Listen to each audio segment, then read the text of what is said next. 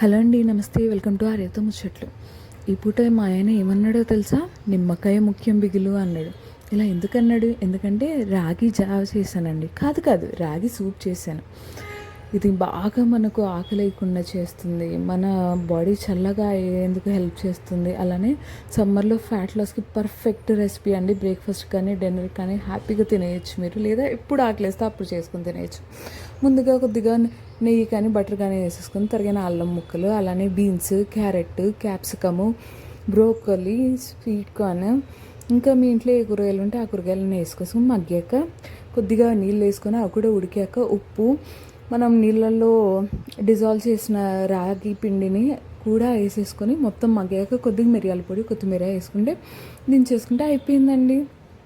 ఇందులోకి నిమ్మకాయ పిండుకొని తింటే ఉంటుందండి అద్భుతం. మరిన్ని ముచ్చట్ల కోసం channel like, share and subscribe చేసి